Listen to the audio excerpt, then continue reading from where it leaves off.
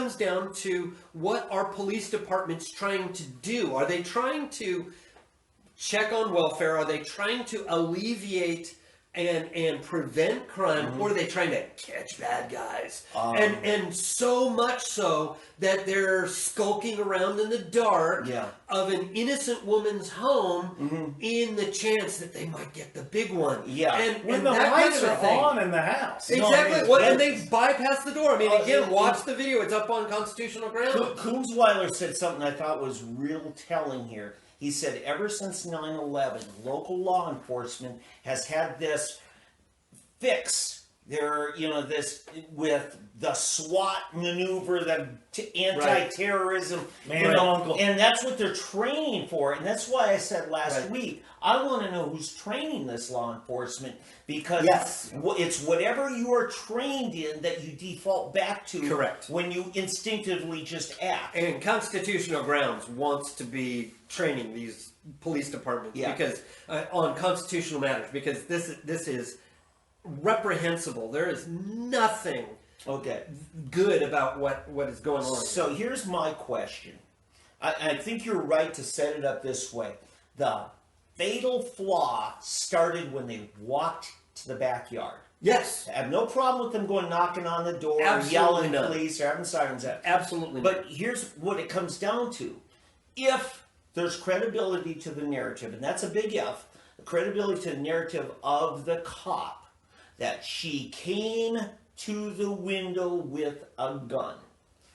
Now, what do you do as a police officer? You're like, besides crapping your pants because you just got yourself into a mess, because you just violated her constitutional rights. The cops actually had no right to shoot because they had no right to be there in the first place. So they have no right to defend themselves. But here's the thing. The cop then, let's expand this narrative. Let's say she's got the gun pointing at the window. They still have no right to defend themselves. None. Do you see what's happened here? Yes. He painted himself in a corner, and then he said, to save my life, I've got to take some other life. Yes. And without and the concern is they do this all the time and without qualms.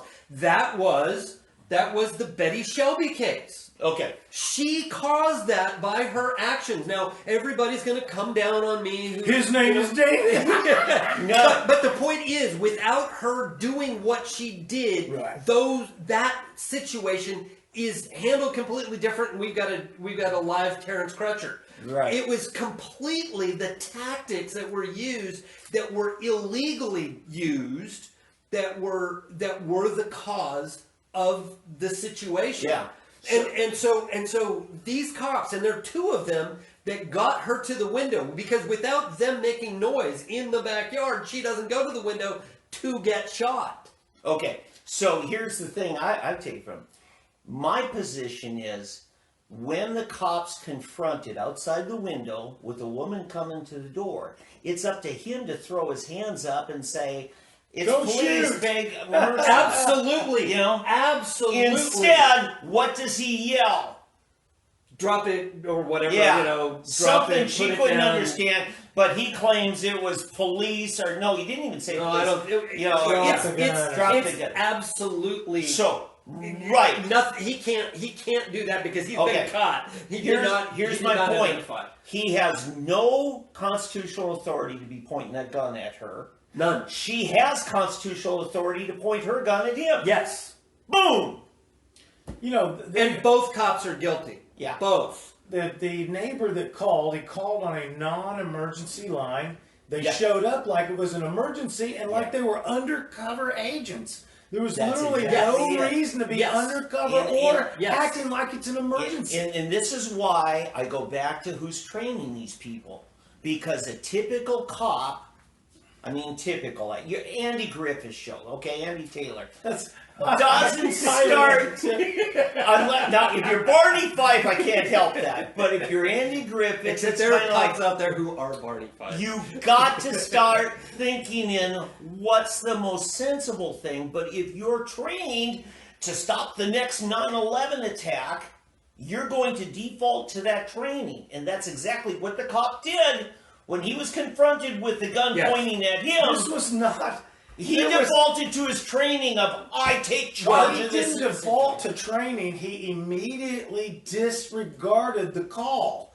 The call was a non-emergency call. He didn't go off of any training. It's He just said, no, Again, they diverted. there was from no that. pressure to go off of anything. It's when a You're gun right. is being pointed at you. No, I'm you saying don't he didn't think even you get. act instinctively. He disregarded the call before he ever Yes. acted on his Exactly. instinct. Yes. Right. Yes. Yes. Yeah. The chain of bad decisions happened well before they ever showed up. Yeah. Because they showed up dark. They showed up without lights and Undercover, sirens. right. Undercover. They get out. They sneak up on the house. They're already mishandling the call. Right. Then they go by the front door. They yet again another mishandle. Then they go sneak around to the backyard. They make noise, which is making the occupants get up. Then they go to the backyard, and she's by now perhaps retrieved a gun and coming to the window to see what's going on, failing to realize that the light behind her is actually giving her away. But the point is that all of these decisions were made by the cops, not by the homeowner or the and that's what I want to get at. Just by nature of the fact that the concerned neighbor didn't call emergency line, they called non-emergency. It was these cops in their own mind that contrived this big hostage situation. or whatever. Yes, exactly. And they The created- probability or the possibility. Yes, and that's why I say, in fact, Don Spencer, who we're going to talk about later tonight, he at one point was talking on Facebook about, he says, if you feel your life is in danger, you are authorized to use lethal force. And I said, no, Don, if a reasonable suspicion exists, not whether you feel, because I've worked with enough mentally ill people, and some who aren't diagnosed, but I know are, and that there's a difference between how you feel and what's reasonable to feel. Right. Oh, right. And so it's important that Yes. the law in every one of these states says the same thing. It's about a reasonable suspicion, a reasonable fear. Well, here's the thing, and this was what was telling about our discussion with our DA, Steve Kuzensweiler, was that he struggled with whether or not, and he was fairly familiar with the case, and given our explanation of filling in some of the blanks, he was still a bit confused and not sure as to whether or not they actually trespassed.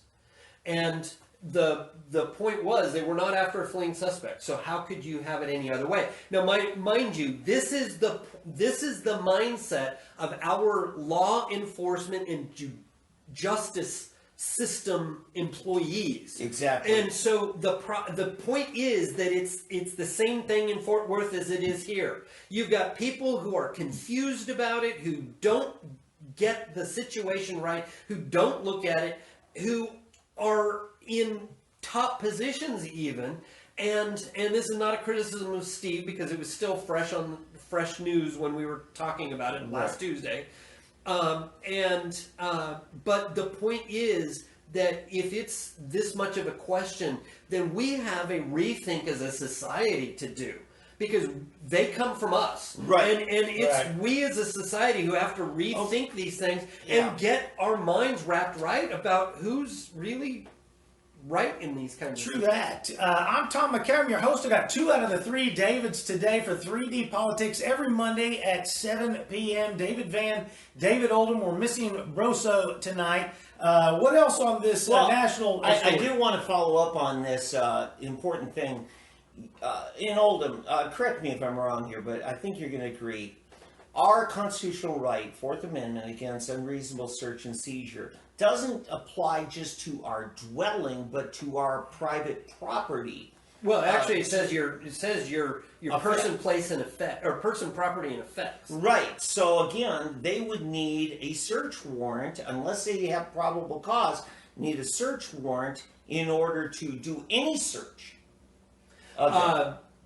Yes. You know, so to me, now I understand the going and knocking at somebody's door or Which they something didn't like do. that. Right. But yeah, and again but to go around in the back, they are clearly doing an unconstitutional search. Well, they're not only gonna do that, but then the looking in the window is unconstitutional because they're in the back. That's just like a stalker does, or the peeping Tom. Those are crimes for these very reasons. Yeah. And it doesn't matter that you had a good reason to be there. You wear a badge and somebody called. The point is, nobody in the house knows that you're there. So, Right. Wanted to.